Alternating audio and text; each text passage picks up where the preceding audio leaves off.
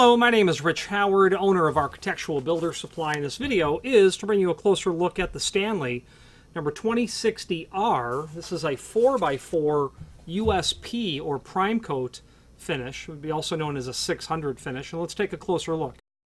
So the Stanley 2060R is a spring hinge by Stanley. Stanley, of course, is a name that is utterly synonymous with hinges and many other things over the century and a half the Stanley name has been around, if not longer. I don't know for sure. Mid-19th century. I have lots of opinions when it comes to hardware. I have an opinion about hinges because I've seen every domestic manufacturer of hinge. I have seen practically all importers as well, and Stanley is quite admittedly at the top of my list.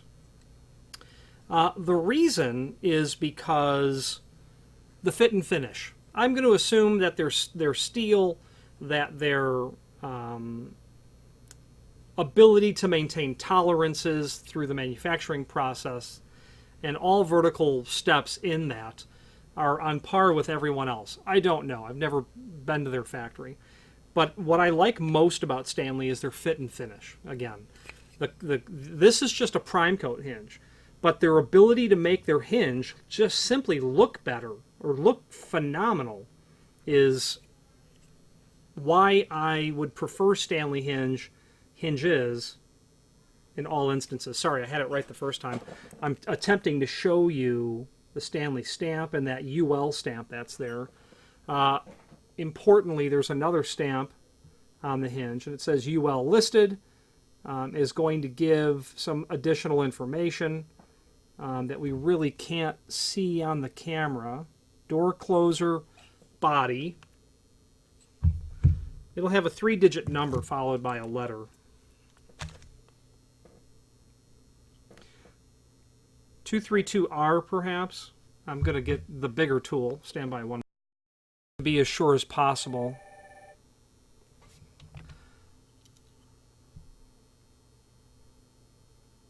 I'm still not sure. Might say 232R. I don't know that letter that is so necessarily important to you, but what is important to you is that it's stamped UL listed, ULC and UL listed. Turns out according to NFPA 80, which is the standard by which codes the standard by which codes lean on, adopted established code in the model building code will lean on these standards. NFPA 80 states that fire-rated doors, when using spring hinges, must be a listed and labeled product. What that means for you is, if you're using spring hinges to close a fire-rated door, be utterly positive that it has a visual indication that it is approved for use on fire-rated doors. If it does not have the UL stamp or another indicator approving it, it is not permissible to use on a fire-rated door. Why? Well, because it's not been tested to close a door reliably, to get the door closed and latched.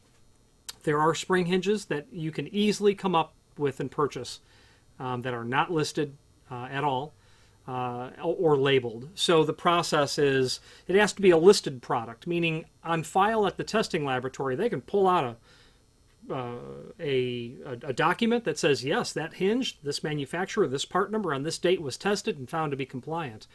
With spring hinges, you must have visual evidence of that on the actual product, and that's where the labeled comes in. So it has to be listed, tested, and approved. It has to be labeled, visual evidence, and that's mandatory on a door up to 3070. You can't be bigger than that. Fire-rated door, whether it be smoke, 20-minute, 45, 60, 90-minute, 3-hour, has to be a labeled product as well.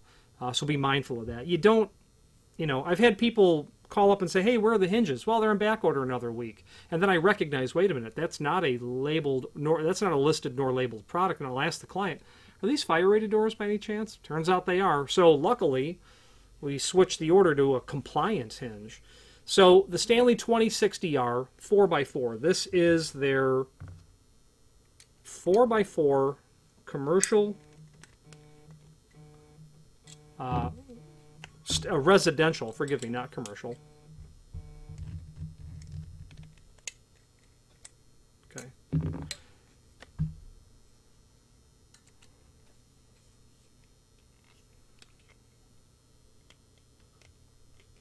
Okay, just relaxing the tension on the spring so I can hold it open. Let's go over the installation instructions.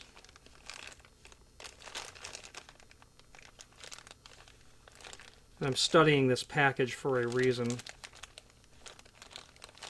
before we do so.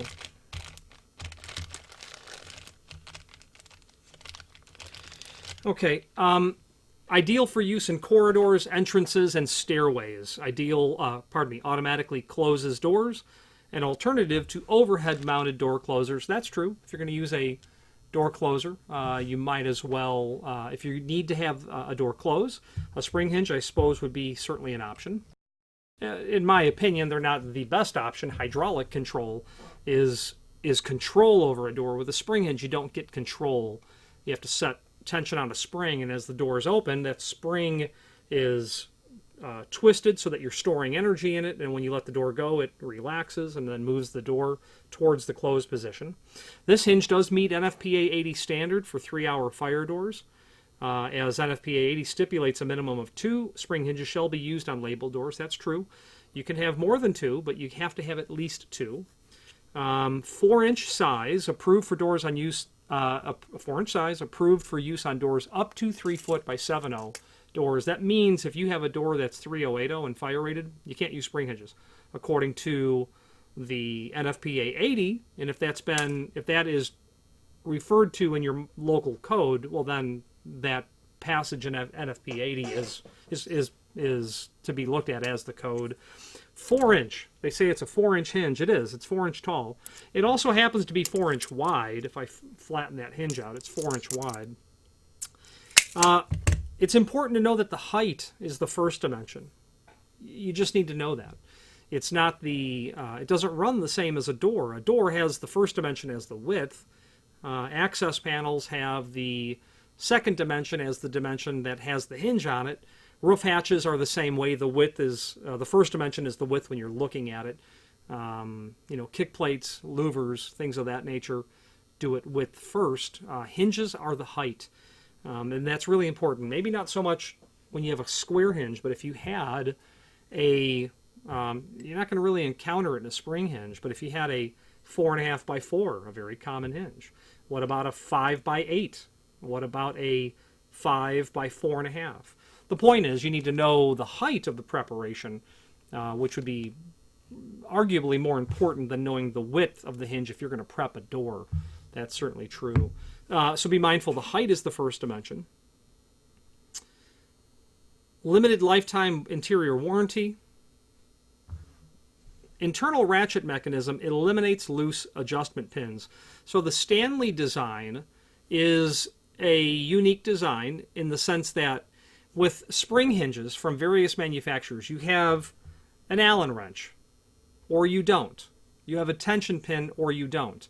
You can have a tension rod and an Allen, you can have a tension rod and a tension pin. You can have an Allen wrench and a tension pin. You can have an Allen wrench alone.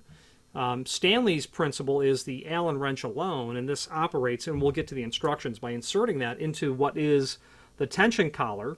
There's a hole that's there. There's not one on the other side, so you know where the Allen wrench goes, and as you turn it, you'll seat it.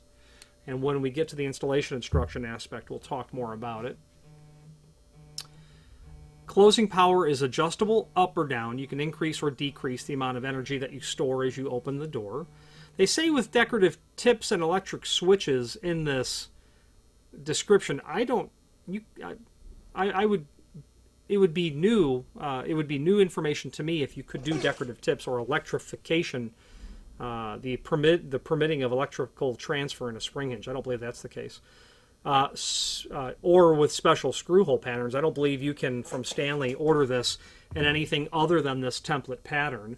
And there is, since we're talking about it, a link. Maybe there's not.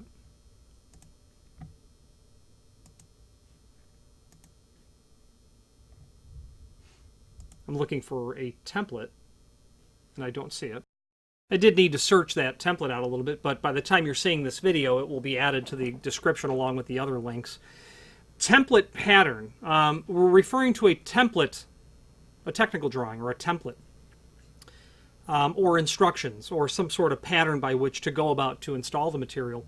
But the location of the screw holes, as measured from the top or bottom of the leaf to the center, and then from the outside edge of the leaf to the center of the screw holes, that's called a template pattern. It would be simply convenient to understand it as a standardized pattern. If someone said you had a 4-inch hinge and it was a template pattern, it's going to be these locations of these holes. If you're replacing existing hinges, by all means, verify that your existing prep matches the document that's there by using a tape measure, obviously. Because in 3.5, 3.5, 4x4, there are certainly different patterns of holes for screw hole locations. There's a dozen or more, quite frankly. Stanley does not entertain any of other possibilities than template pattern. Half moon, semicircle, however people call it, meaning it's not zigzag. Zigzag's another term when the holes are obviously in a different location. So that template is also good to review their other variants of this hinge, which will give you a square corner, which is the 2060R, or the 1/4-inch radius, or the 5/8 radius as well. That can all be ordered. Okay. Now, before I move on, I do wish to retract my prior statement about hinge templating, hinge hole locations other than template. Stanley does entertain others, and from what I can see here,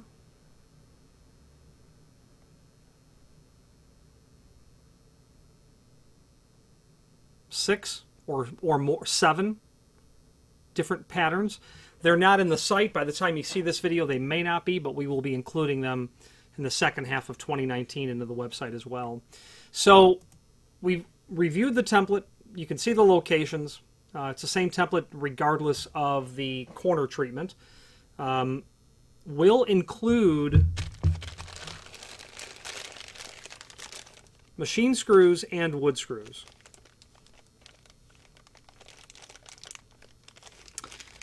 The machine screws, they say, are a 1224 with a number 9 head. It's literally an undersized head on the 1224 machine screw itself. So here's the thing. You've got 8 wood screws. You've got 8 machine screws. Also in the package is this screw.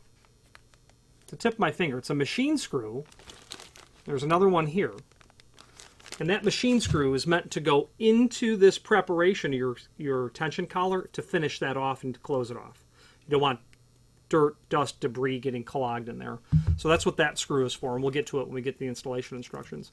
So moving back through the extended description, 4x4, we talked about the size. Now the gauge of the metal is .099, which would be known as a residential leaf thickness. That would be typical. My caliper tells me it's .102. .102 leaf thickness. That would certainly be within margin. It's made of steel, and this isn't a prime coat finish. They do a great job with prime coat. Prime coat's intended to be painted. It's going to be gray. Prime coat is generally some shade of gray. This might look slightly green to you, but it's definitely gray. Prime coat can be red. Prime coat can be white, but it's in the hardware industry, it's almost always gray. There was a manufacturer of doors by the name of Pioneer who red primer was their standard forever. I don't believe it is anymore, but if it was a red primer door, it was Pioneer, a company in New Jersey.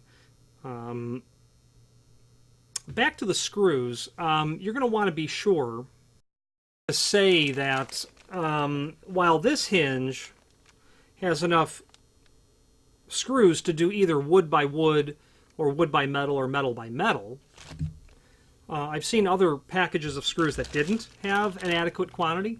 So be sure, if you like, to indicate in the comment field what you're doing in terms of composition of door and frame so that you get the proper quantity of screws. No reason to leave that information out in the dark, so to speak. Don't want to send you, all wood screws and then half machine screws. If you happen to be doing metal by metal, you could see it. Wood screws number 8, 9, they call it. This has a fly. This has that's called a fly cut. That little profile at the tip of my finger that helps to clear out the wood as you're going into it. That's used with pneumatic equipment, large pre-hanging equipment where those screws are coming through tubes into guns and they're just shooting automatically. I would not use a fly cut screw as a replacement for properly pre-drilling the holes in your door and frame, especially a fire-rated door.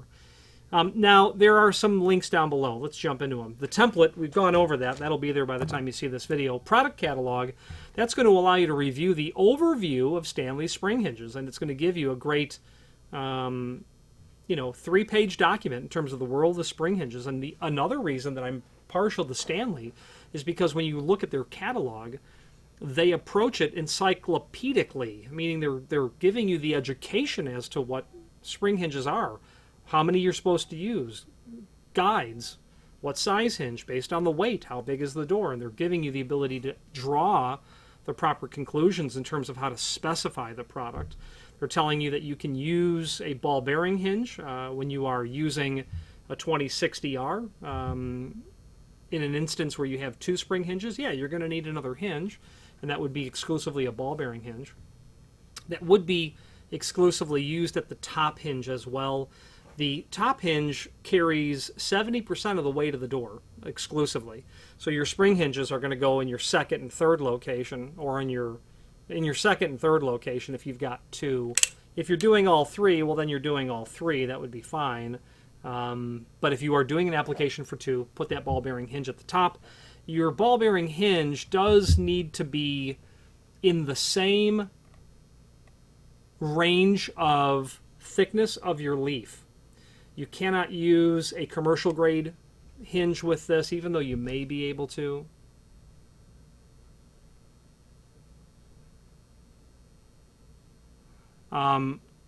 Be sure to use the same grade of hinge.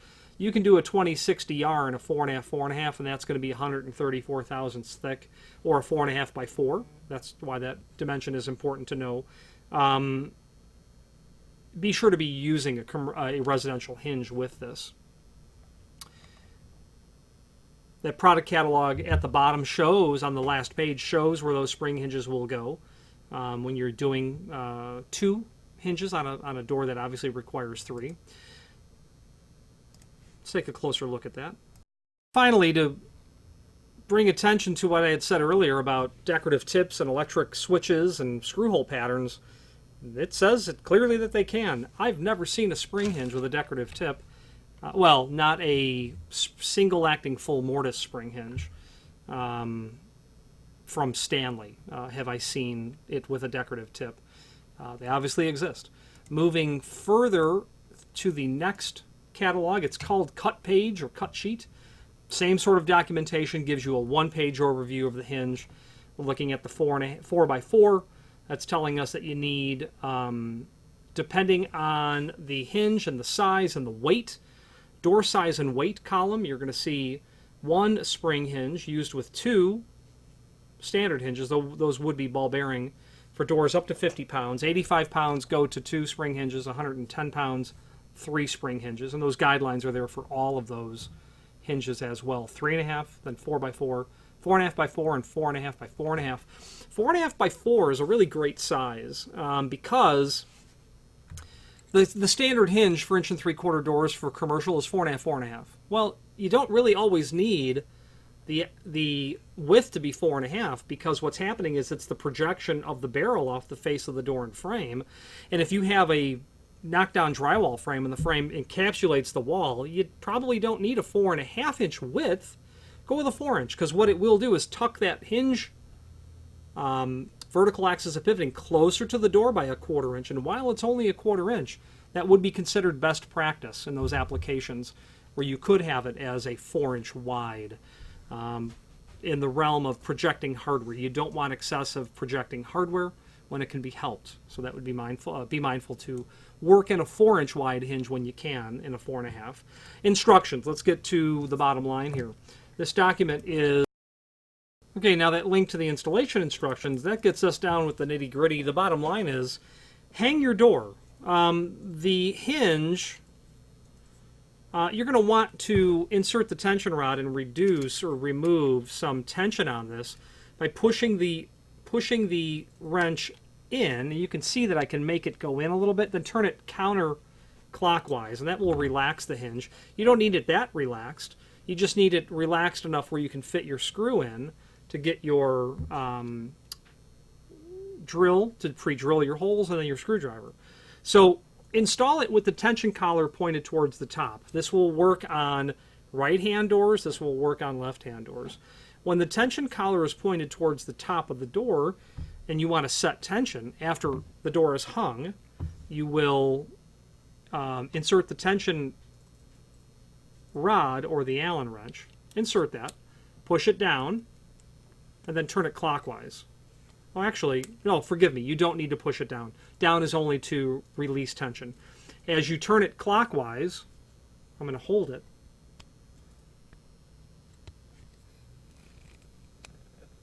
You really can't hear those clicks, but there are clicks that are happening there. Okay, got some tension set on there. Now my finger's caught in it. Now we've got some tension. I want to back that off. I'm going to insert that Allen wrench, push it down and in, and as soon as I push it down, it will release it.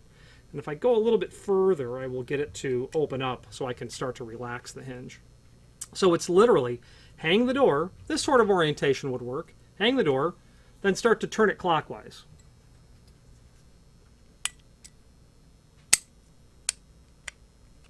Okay, now I've got tension set. There we go. Increased torque, decreased torque is what we've just demonstrated.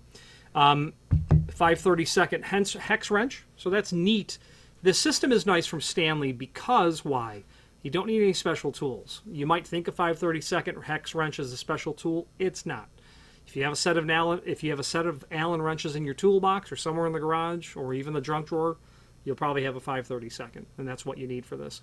I would certainly encourage that you get one that's in an L shape like this so you can put some tension on it in order to articulate it.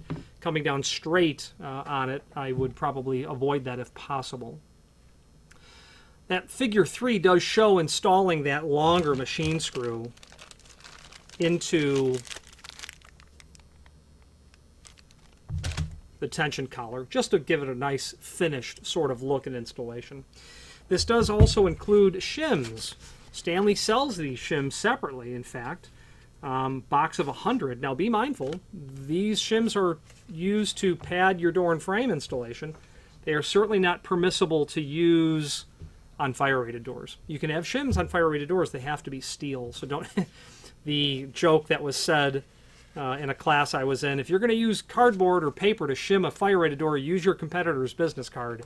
So your shims must be steel. Be mindful of that. It's normal that Stanley hinges will include this sort of shim. Installation instructions are included with it. Screws are obviously included with it. Now let's take a look at the rest of the documents, application and guidelines. We've gone over that a little bit. That was in the cut page, or whatever it's called, cut sheet. So the question is, how many spring hinges to use? Well, the guideline is there, how many you're supposed to use. I'm a fan of all spring hinges. Now, it's not because I'm a spring hinge salesman as much as I am a fan of the door closing and latching every time reliably.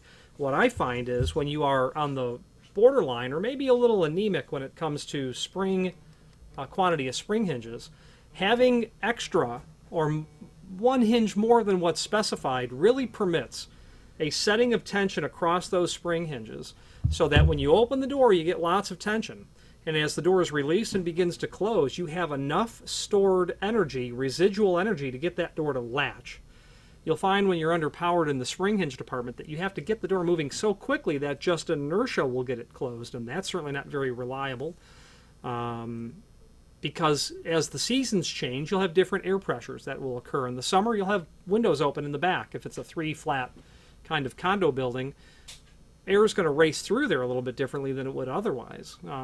So be mindful that having more spring hinges will not only, I think, give you a greater ability to ensure the job is done correctly, but will give you a better ability to tailor the amount of stored energy over the lifespan of the hinge because you've got more potential energy that you can store. I liken it to a tugboat. They don't go very fast, but they pull a lot of weight, and that's what having extra spring power does on your hinge, on your installation. And again, if it doesn't have to be a fire-rated door to mandatorily be compliant with that cardinal rule of self-closing and self-latching. You could have just the front door of that 3-flat. There's an electric strike and an intercom, and no one wants that door left ajar because it's just not closing. There needs to be a closer on that door, but you see spring hinges all the time is the bottom line. Need to close. Fire doors are only effective if they're closed and latched, and if they're not, you don't have a fire door.